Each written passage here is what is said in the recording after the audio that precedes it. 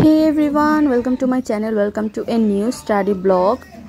আজকের ব্লগটা একদম সকাল থেকে শুরু করেছি। সারাদিন কিভাবে আমি সংসার বাচ্চা সামলে পড়াশোনাটা করি সেটাই আজকে আপনাদের সাথে দেখাবো, শেয়ার করব। তো এখন আসলে 6টা বাজে সকাল। তো এখন হচ্ছে ওয়ারিদ ঘুমিয়ে আছে। আমি একটি কথা বলে রাখি, ওয়ারিদ হচ্ছে আমার ছেলে, 3 বছর বয়স ওর।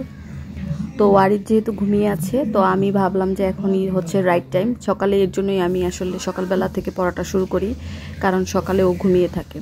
আসলে বাচ্চা সব কিছু সামলিয়ে কিন্তু পড়াটাও একটু কষ্টকর। যারা আসলে এটা পার করে সেটা তারা ভালো বলতে পারবে। এছাড়াও কিন্তু সকালে পড়াশোনা করার কার্যকারিতা বলে শেষ করা যাবে না। যাই হোক, তো সকালবেলা আমি আজকে পড়তেছিলাম সাধারণ জ্ঞান, জাতিসংঘের লেকচারটা। তো জাতিসংঘের এটা শুধু আমার মনে হয় কি যে শুধু হচ্ছে পড়াশোনাটা চাকরির জন্যই আসলে কাজে লাগে। এমনিতে জাতিসংঘ কিন্তু আসলে কিছুই করে না।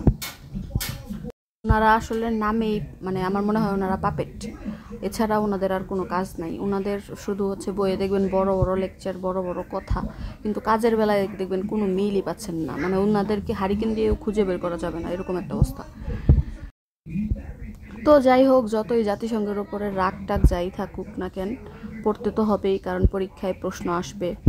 এই জন্য আমি যখন ভিডিওটা এডিটিং করতে বসি, যখন আমি এই যে পড়ার স্পিডটা বাড়িয়ে দিয়ে ভিডিওটা যখন দেখি, দেখেন কত দ্রুত মনে হচ্ছে যে কত দ্রুত পড়া হয়ে যাচ্ছে, কত সুন্দর করে, মানে মনে হয় যে অনেক পড়ে ফেলেছি, তাই না? আসলে আপনি যতই পড়েন না কেন, এগুলা হচ্ছে না, মনে থাকে না। 2-3 বার 4 বার 5 বার মনে থাকে না। এই যে এখন আমার, মানে আমি যখন বলতেছি, ভয়েস ওভারটা দিচ্ছি, তো জাতিপুঞ্জ তো ফার্স্টে ছিল, রাইট? তো জাতিপুঞ্জ কবে গঠিত হয়েছিল? 1918 সামথিং, আমার কিন্তু এখন মনে নেই। মনে হচ্ছে, ইচ্ছে করতেছে যে এখন বই আবারটা দেখি। তো এই হচ্ছে গিয়ে আসলে অবস্থা, একদিক দিয়ে পড়ি আর একদিক দিয়ে ভুলে যাই।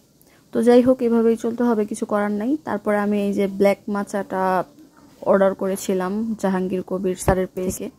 তো এটা আসলে 1 নাম্বার। এটা রিসেন্টলি আমার আসলে অনেক প্রকার হচ্ছে শারীরিক প্রবলেম হচ্ছে, লাইক চুল পড়ে যাচ্ছে, মানে স্কিনটা হয়ে যাচ্ছে। তো মাচার অনেক কার্যকারিতা আমি দেখতে পেয়েছি, এর জন্য আমি এটা রিসেন্টলি খাওয়া স্টার্ট করেছি, দেখি কেমন হয়। তো সকালবেলা আমি হচ্ছে 2 ঘন্টার মতো পড়তে পেরেছিলাম, 6টা থেকে 8টা পর্যন্ত পড়েছিলাম। তারপরে মনে হলো যে না, এবার রান্নাবান্নাটা সেরে ফেলি।